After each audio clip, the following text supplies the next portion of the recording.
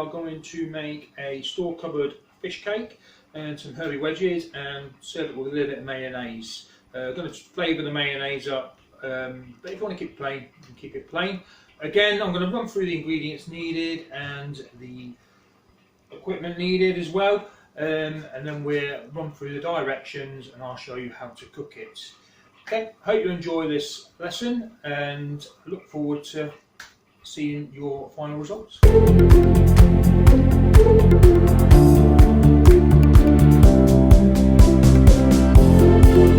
Okay, so the equipment you're going to need, we're going to need a frying pan and a couple of saucepans, chopping board, a potato masher, wooden spoon, teaspoon, dessert spoon, chef's knife, just like a fish slice to turn your fish cakes over, tin opener, dry cloth. Remember, use a dry cloth for safety.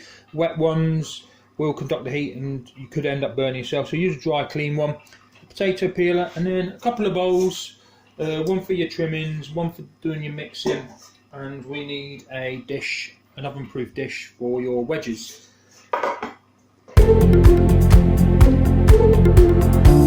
Ingredients, not so many that you need to use. So we're going to need a couple of large potatoes. One's going to be for your fish cake and one we're going to use for our wedges. A couple of spring onions, about 50 grams of sweet corn. So you could use frozen or out of the tin, so it doesn't matter. If you use out of the tin, just make sure you've drained it first. A small chilli, could be green or red. I've got a small green chilli there. Some dried mixed herbs, a bit of Chinese five spice, and a tin of tuna chunks. Now you could use other fish if you wanted to. We have tuna in ours, sometimes we have mackerel in, so you could use tin mackerel, tin salmon. So any of the fish that you have tinned should work for this recipe. Again, if you wanted to use, if you've got a bit of fresh fish in or some frozen fish in, you could use frozen or fresh fish. But obviously, with it being a store cupboard fish cake, I thought I'd go for the tuna. This one's in spring water. Try and go for the one in brine or spring water, not the one in oil, because otherwise it gets a little bit greasy.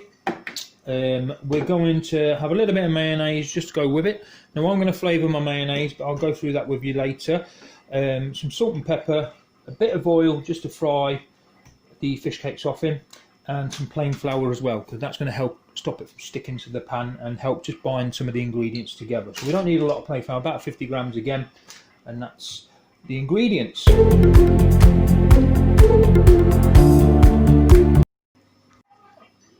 We're going to start off by preparing our potatoes. So we need one potato for our wedges and one potato for our fish cakes. Okay, so I'm going to do my wedges first. So I've got a nice large potato here. So remember, it grows under the ground. Give it a good wash and dry it off. Take off any damaged parts. Just, we don't want any like bruising on there or little eyes, so we can trim them off. And so I'm just going to cut this into wedges. So get yourself a nice secure chopping board and your chef's knife. Okay, again, being careful with your fingers. We don't want any accidents. So I'm just going to cut this in half. Now this is quite a large potato. Pop the flat edge onto the board. I'm going to trim these little damaged bits off. Pop them into my waste bowl. And then cut it in half again. And then at an angle, we're going to cut it into wedges. So we should have some nice wedge shapes. So you can see you've got like a triangular shape, but nice and long. Once we've done them, we can put them into a saucepan. So again, the other 3/4, cut them into a wedge shape. So cut in half, and then at an angle into a wedge shape. So this is quite a big one, so probably serve a couple of people this potato. Pop them into your pan. A little bit of salt. I always season my potato water.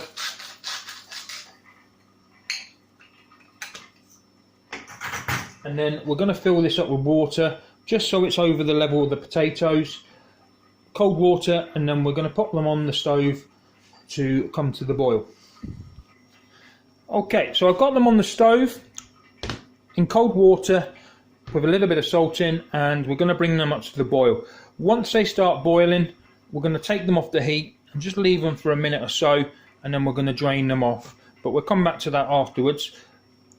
Vegetables that grow underground like potatoes, carrots, turnips, swedes, we always put them in cold water and bring them to the boil because they're denser, they're more solid, and they take longer to cook. If we're using vegetables that grow above the ground, such as beans, green beans, peas, broccoli, cauliflower, we always put them into boiling water because they're a little bit more delicate, they don't need as long cooking, and if you put them in cold water and bring them to the boil, it's going to make them a bit mushy.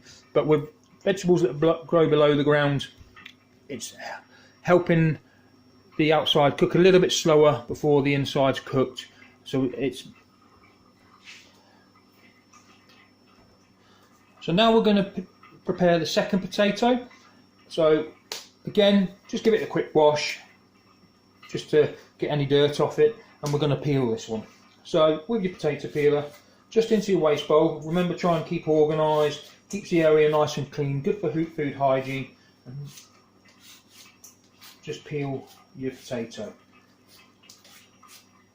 So we're going to peel this and just check, cut out any of the eyes. Again, checking for damage, because we don't want any black bits in the mash once we mash it up. So just go around, peel it. Got a little bit of damage there, so I'm just going to peel that off a little bit more, and I'm just going to get rid of these little eyes here. You can use a little knife just to click them out if you want, but they're quite near the surface so they can peel off quite easy. Okay, so I'm just going to go around, check it, and we're ready to cut it. Now I always give this another rinse again, one, because you can't always get the soil off the skin when you're washing it, and it is a little bit starchy, so I just usually give it a quick rinse just before I put it into my pan. So I'll just give that a quick rinse under the cold water, and I'm going to cut it in half again. Now I've got a little bit of damage in there, a bit of brown, so all I'm going to do, I'm going to cut around that, and I'm just going to discard that bit. There's no point in wasting the whole potato just because of that, so I can cut that out. Hopefully your potatoes won't have that in, but obviously we can never tell. So I'm just going to cut it into my eighths, and I'm just going to take the centre out. Okay, so I can discard that. We don't want that in the mash, it'd be quite tough, so I'm just going to get rid of that. Then just cut your potatoes into small pieces. Again, pop them into a saucepan. Take out the old damaged part of the potato, dice them up. Now, obviously we don't want to dice them too small, but the smaller you dice the potato, the quicker it'll boil. So, probably into about inch cubes will probably do. Again, watch your fingers, be careful. Remember, potato can be quite slippery. We don't want to slip and cut our fingers. So I'm taking out all the bad bits. I'm not wasting the potato. And I'm just going to dice it into smaller pieces.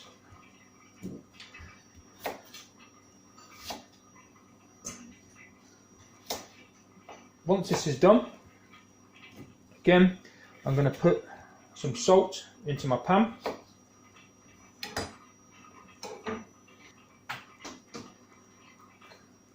Good bit of salt, and a bit more. Quite like salt. Not really ideal to put loads in, but it's not always the best for you. And then again, we're going to cover with cold water. Okay, I always put my cold water in after I put my vegetables in, just because obviously if you put cold water in and then put your vegetables in, the water level rises. Okay, so it's always best to put the water in after you got your vegetables in the pan. So I've put my diced potatoes on now to boil. Remember, keep your pan handles in. We don't want anybody walking past knocking them. There's some hot water in there and it may scold somebody if it spills onto them. So whilst they're cooking, you can see my wedges has just started to boil, so I'm just going to turn them off, and I'm just going to leave them for a minute and then I'm going to drain them. So my potatoes have been standing for a minute. I'm just going to drain them into a colander. Make sure you've got a dry cloth again. We don't want to be splashing, protect your hand. Drain them into a colander. Just give them a second just so the water all drains away. And then all I'm going to do, because I want them to get nice and crispy on the outside as well, just give them a bit of a shake in the colander. And it'll fluff the potato up a little bit, ready for when they go into the oven. Now you need to put your oven, preheat it to about 180 degrees, gas mark 4 to 5. And then all we're going to do, we're going to get our dish, our oven dish, pop our wedges in.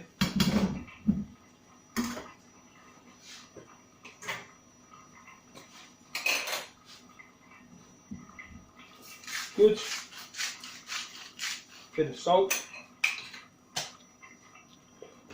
Drizzle of vegetable oil or olive oil. And then a teaspoon of mixed herbs. Okay. Once we've got that on, just give them a gentle toss. So you're getting oil, herbs, salt all over. And these are your herby wedges.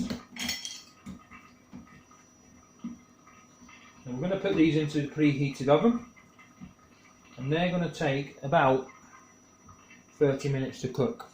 Okay, if you want to hold back a bit whilst you're making your fish cake, you can, but hopefully by the time you make fish cake, your wedges should be about ready. They may need a little bit longer, a little bit less, depends how big your potato is.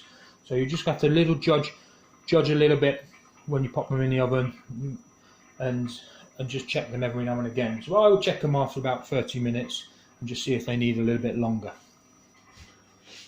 So wedges are going in the oven. Again, make sure you use a dry cloth. Remember the shelves are hot as well. You don't want to touch the shelves.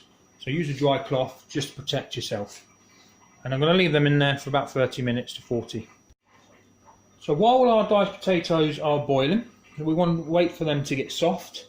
We're going to prepare our spring onion and our chilli and get some of the rest of the mix ready. Okay, so a couple of spring onions. Again, we're going to get rid of the damaged skin, so just pull the old dry skin off. So like a normal onion, sometimes they do have a little bit of a dry skin, so just pull it off.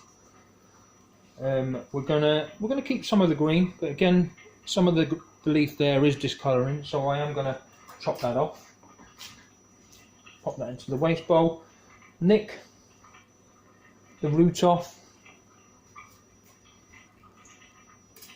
Just tidy that up a bit.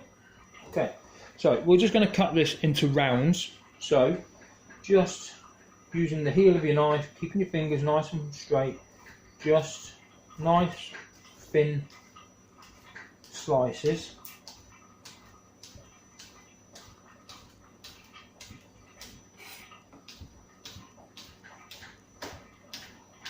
Now again, if you haven't got any spring onion, you could use white onion or red onion. Red onion is quite nice. It does go well with tuna and sweet corn. So sometimes I do like using red onion, but I think spring onion is a bit fresher. So we're going to chop all that up. So nice and thin, so you can see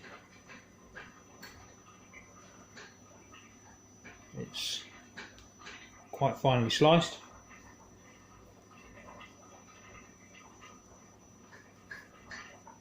And again, with the other one, again, just check the dry skin. Take off all the damaged outside leaves, and I'm just going to take the end off that one. Okay, so again, using the heel of the knife, just nice sliced rounds.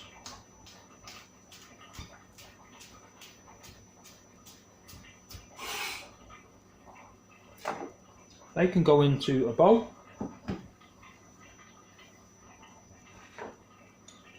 And then we're going to get our chilli. Just take the end off. And I'm going to cut it in half.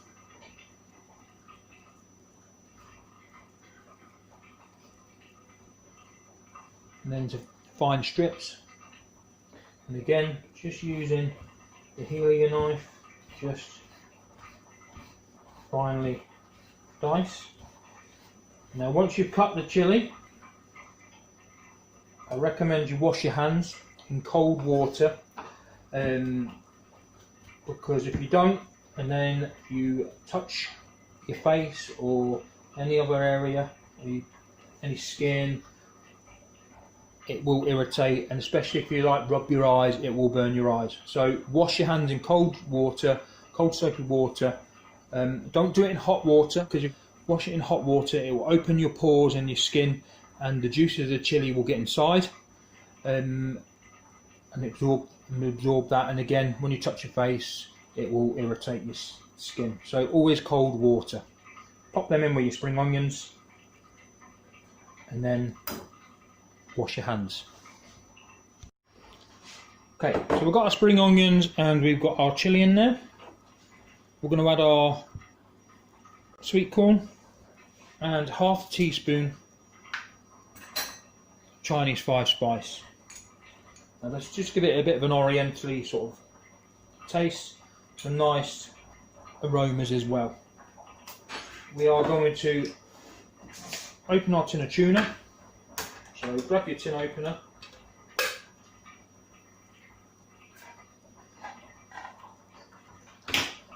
Obviously be careful with the sharp edge once you've opened it, but I always quite like to use the lid so I can drain it, and I just push down just to squeeze the juice or the water out.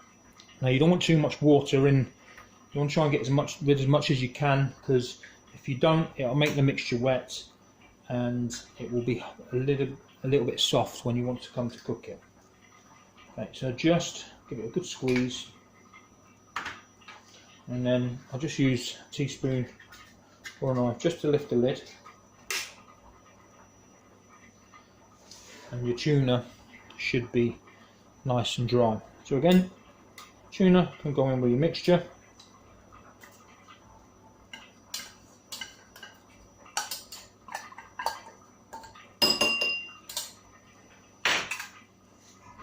And then that's ready to mix in with your potatoes when they're cooked.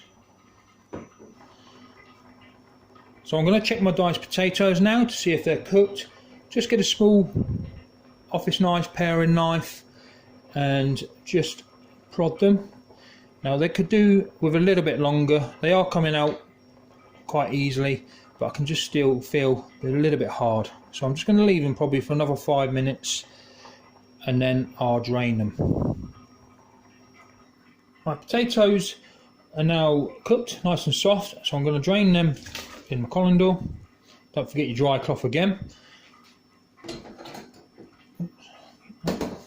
Keep your pan, because we're going to mash them now. So just make sure they're drained, and then just give them a shake, just to make sure that any excess water is gone, and then pop them into back into your saucepan. So then we're going to mash them. So grab your masher and your pan with your potatoes in, and just give them a good mash.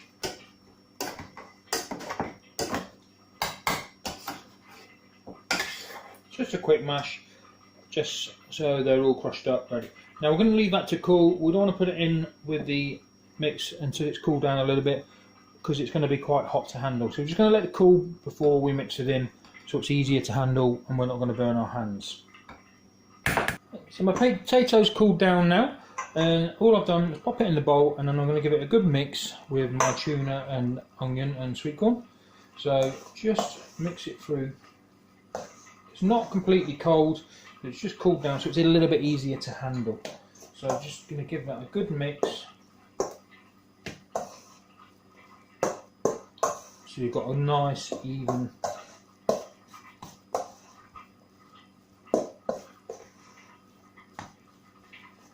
mixture of all the ingredients.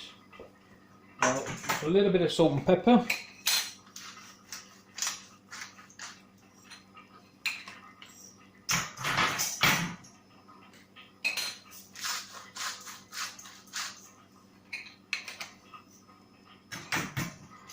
And just to help bind it, we're going to put a little bit of plain flour in. So just a little bit of flour there, and this just help bind it together. So just make sure it's all mixed in. Okay, so on a chopping board,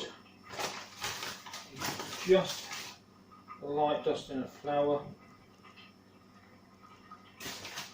and a little bit in your hands. This will just stop the mixture getting too sticky to your hands. And you're just going to split that up. So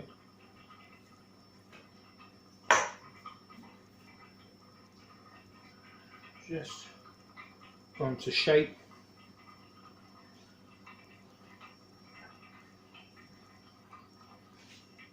that mixture into a fish cake.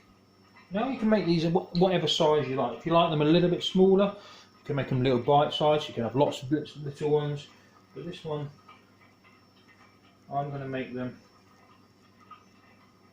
probably about 3 inches in diameter, maybe 1 inch thick. So you're just going to shape it and leave it on your floured surface while you make the rest. Just every now and again, flour your hands. It just stops them from the mixture from getting sticky. Now we're not breading them, these are just simple fish cakes. Okay, so, and again, you'd repeat that until all the mixture's been used up. So the fish cakes are shaped. There's only 3 of us in our house that eat these, so I've just done 3 large ones. Again, you can make them smaller depending on how many people are going to eat them, and they should freeze well as well. But I'd cook them, just sear them. Don't fully cook them, just seal them in the pan if you're going to freeze them. If you're going to eat them straight away, cook them all the way through. Okay, so going to get a large frying pan, get it nice and hot. We want to feel the heat coming through, and then just a small splash of oil. We don't need a lot. It's probably about half to a tablespoon of oil. Get your fish slice ready and just spread that oil around the pan.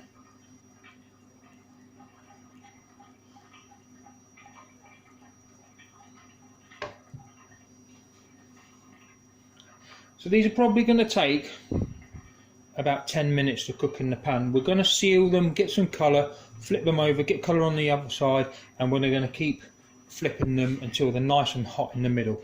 Now you could finish them off in the oven if you like. I think 10 minutes in the pan should be just enough. So once that pan's nice and hot, just gently pop your fish cake in, and you should get a little bit of a sizzle, and you should be able to cook all of them at the same time.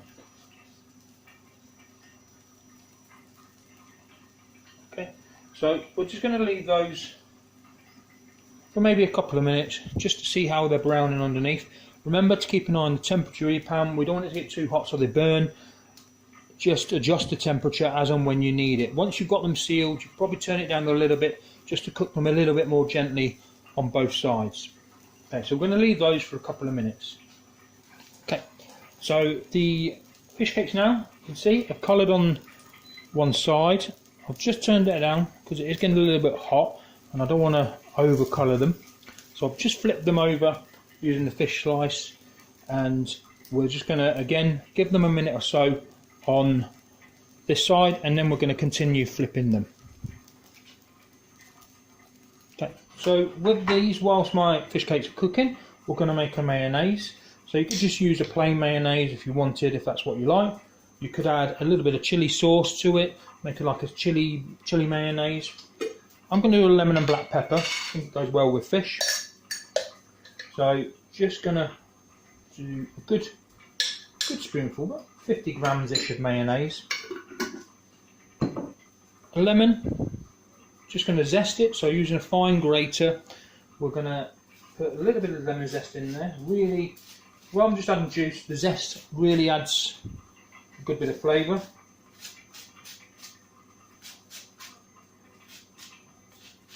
So just add a bit of zest, and then we're going to add plenty of black pepper. Real good.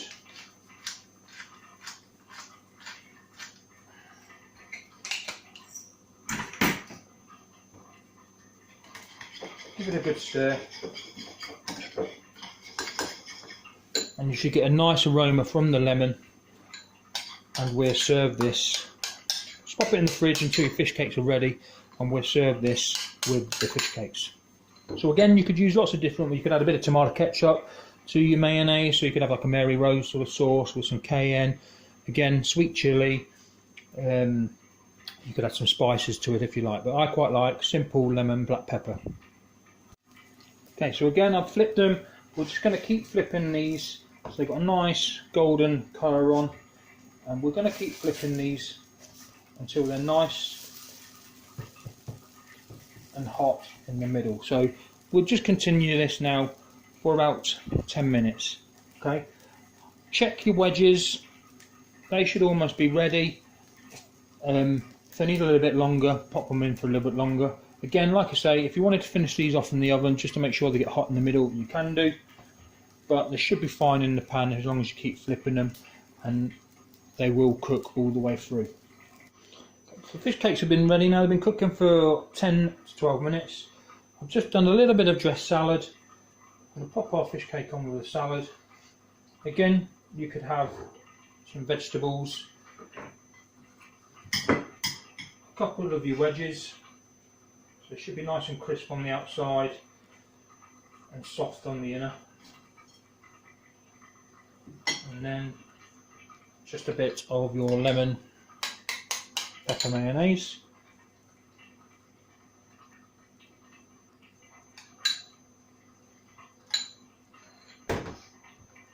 And there you have your store cupboard fish cake with lemon pepper mayonnaise and herby wedges.